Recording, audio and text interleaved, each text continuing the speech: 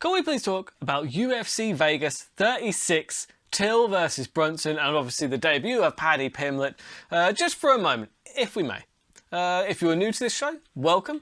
If you're a returning viewer, thank you for the support. It's basically, what I like to do is I like to place terrible bets. Now, these bets are terrible because honestly gambling is a mug's game, but they do spice up the fights just a little bit. So just put in a little bit here and there, but only ever gamble what you are prepared to lose, which is a lesson I learned quite a while ago. So, I'm going to be recapping the fights from UFC Vegas 36, which was a tremendous night of fights and a real treat because it was on at UK time. Love that. And yeah, have a quick whiz through the news, some noteworthy items from the news, have a bit of a laugh, find some funny things to look at, and also my favourite MMA related memes. There's some pretty good ones this week, to be fair. So, without further ado, let's recap some of these bets. So, you had Doucette versus Marc-Andre Barriault at 185 £. Now, honestly, Doucette, he needs to be better than that. There was always a chance that was exactly how it was going to go down. I was betting on him because I want him to win so bad because he's just a freak specimen. And you know what?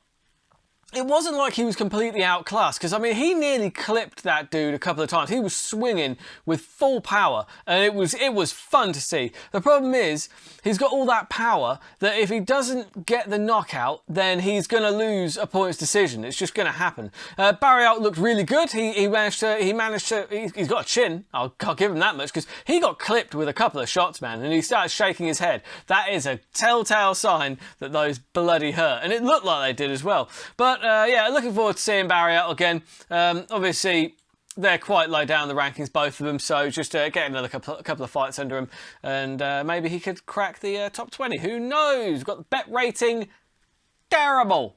Absolutely awful. Then we had Paddy Pimlet going up against Luigi Vandramini. Now, this one was excellent because it was a great debut by the silly Scouser, Joe, because that's what he is. He's a silly Scouser, and I love that.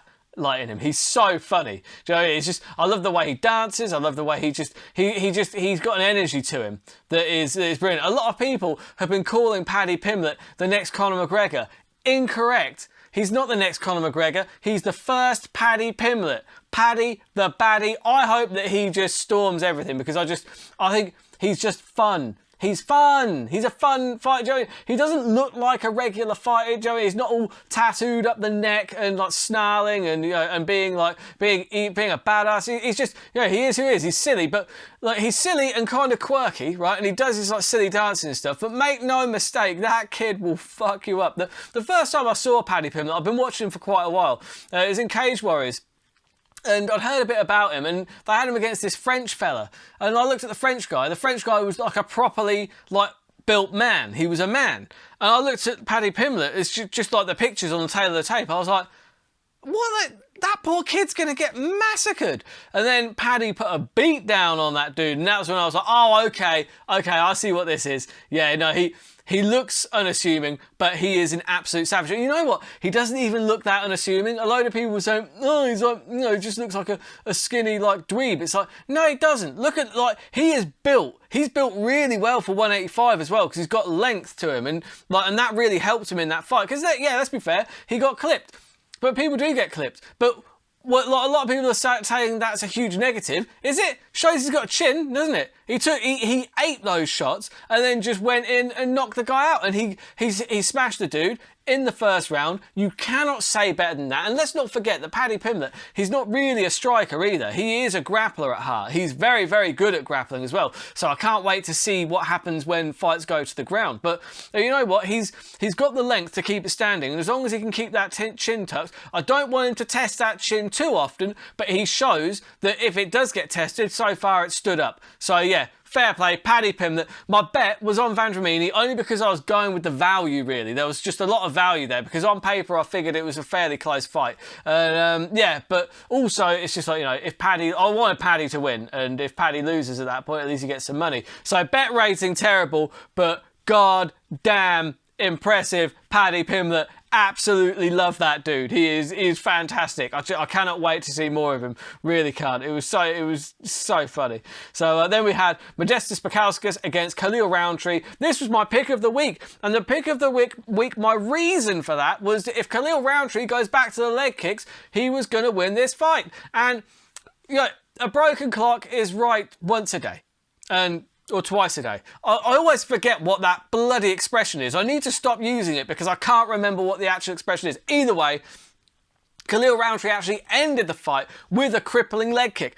Absolutely fantastic. And let's be fair, it wasn't like that was like a freak thing that stopped the fight. Khalil was absolutely bashing 7 shades of shit out of him. He was beating the crap out of him, and you know what, that's what Khalil Roundtree is capable of doing. Like, and people forgot. I kept on saying, you know, like, do you remember the guy who fought Eric Anders? Do you know what I mean? Like, that guy, he is still there, and I want to see Khalil Roundtree kind of just go from strength to strength.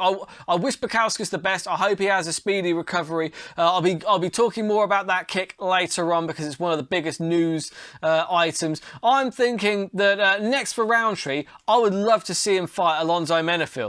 You know Alonzo Menafield is that guy who's an absolute genetic monster at 205. Or if Paul Craig wants to maybe avenge that loss. Paul Craig, he now needs a fight because Gustafsson wussed out on him. I'm kidding. Gus didn't wuss out. Like, he's injured or whatever. But if Craig wants to redeem that loss he's already had to Khalil Roundtree, and Roundtree's happy to run that back, boom. I'd watch that. I'd watch that all day. Bet rating, excellent. Then we've got Tom Aspinall versus Sergey Spivak. This was fantastic. I mean, honestly, this one was never in doubt. Tom has crushed everybody that they have put in front of him. Tom Aspinall is probably one of the best prospects for the UK to get a title. Certainly the best ever in the heavyweight division. He has just been absolutely great. And you know what? He's just a very likeable guy as well. He stands there and he's very honest and candid. He just said, you know what? At the end of the day, I don't want to climb too fast. I don't think I'm ready for the top guys yet. So he was number 12.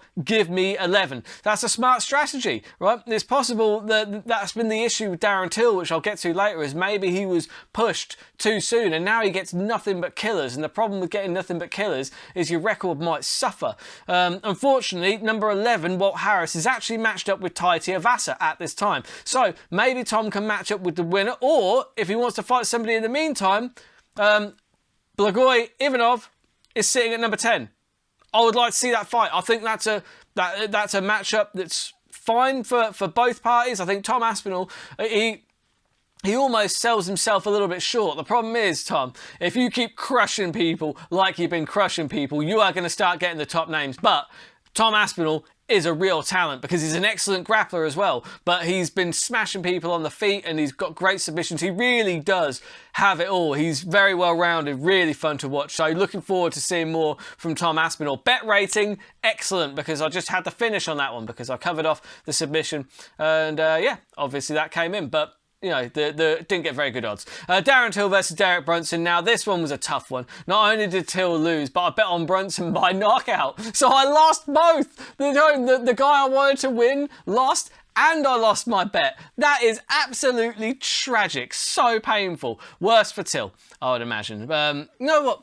Till, he looked really good on the feet. He did. And credit to Brunson. I'm not sure that any amount of wrestling training could bridge the gap between Brunson and Till in wrestling. But I've also heard rumours, they alluded to it on the Believe You Me podcast, that that Till didn't do any wrestling practice. Like, I'm hoping that's not true because that just seems silly to me. You know that Brunson's gonna shoot him for a takedown sooner or later. And the thing is like, you know, this isn't the end for Darren Till, far from it. Darren Till, he's only 28 years old. And look at Brunson. Brunson is a great example because he's come back, you know, what is he, like 33 or something? Oh, it might be older. But he had a few losses. Now he's come back. He's got 5 on the bounce.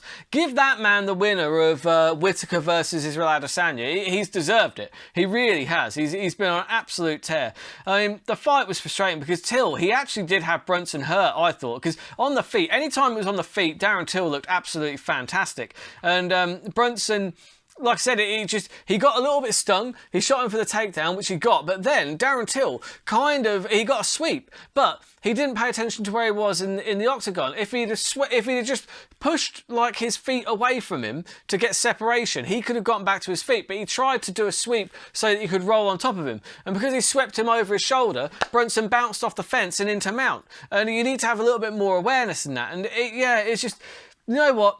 Yeah, it was a tough one, but you know what? Darren Till he's a very capable guy. I'm sure he's going to bounce back from this. Maybe get a couple of lower ranked guys. And the bet rating was absolutely terrible because not only did the guy I wanted to win, not only did he lose, but I also lost my bet as well. So absolutely devastated. Next for Derek Brunson, as I say, should be the winner of Adesanya versus Whittaker. But if that fight doesn't even have a date yet, so you know what?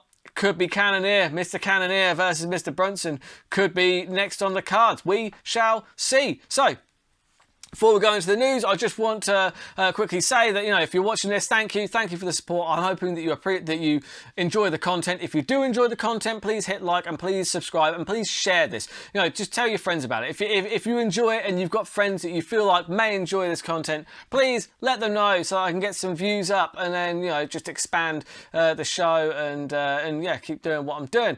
And also just to let you know, I'm back. I'm doing stand up again, so I'm in Coventry tomorrow night at the Spire Bar, and that's going to be 7:30 tomorrow night. I've done all kind of posts on my social media, so there's links on there if you want to check it out. If you happen to be in Coventry, come down. It'll be an outdoor show. It's a cracking lineup. It really is. There's a few comics that I know on there. It's going to be a fun night. It's going to be really, really good. It's going to be loving getting back to stand up. So, in the news, we've got BJ Penn. So BJ Penn says that he had that brawl. He's now come out and said that he got hit a bunch before the video started. To be fair, that's often the case, but I don't know. The thing that caught my eye with BJ Penn is apparently he's booked to fight Nick Lentz. I don't know what promotion has sanctioned that because I am just getting tired of watching BJ Penn getting fucking battered. I'm sorry, but BJ Penn used to be one of the best out there. He's an absolute legend of the sport, but it's tough to see him keep going in there and getting battered. I'm not a big fan of it. So, so as we said, Paddy Pimlet made his debut. Is he the new cash cow? Well, it's a bloody good start. He's certainly got a lot of people talking. A lot of people really want to see him get knocked out because I've seen a lot of haters out there, man. It's like, come on, can't you just wish people well? Look. Okay, yeah, a lot of people pointing to the fact he nearly got KO'd. Well, nearly isn't getting KO'd, is it? It just isn't. So, he showed a good chin, he showed an ability to end the fight. That is all you need. And his grappling, we already know, is absolutely top-notch. I say strap a rocket to that kid and see what happens. He's going far.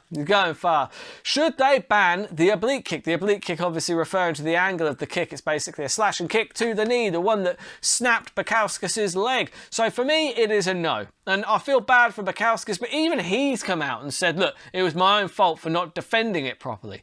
And let's be fair, right? This is the first time it's gone shockingly badly. How often have we seen people's orbitals get broken, people get their arms broken in arm bars, omoplatas, like the one Frank Mir versus Nogueira springs to mind, and Frank Mir on Tim Sylvia, and the one on Jacare fairly recently. I forget who did it, but that was a really nasty one. But look, basically what I'm saying is, they ain't there to bake cakes, are they? So you start banning that kick, and where does it stop?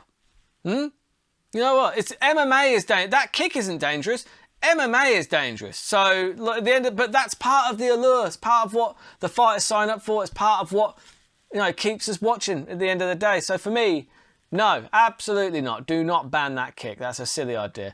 Now let's move on to Troll of the Week. There's some really good ones here. This one, Josh Watkins, one of my biggest supporters, he just did something really funny on Facebook, and I wanted to give him a shout out. He just posted this. He said, "Congrats, Paddy the Baddie," and it's a picture of Howard Wolowitz from Big Bang Theory. I know, like I said, everyone's going with the classic, posting it as Jay from In-Betweeners, but you know what? That's not a bad likeness either.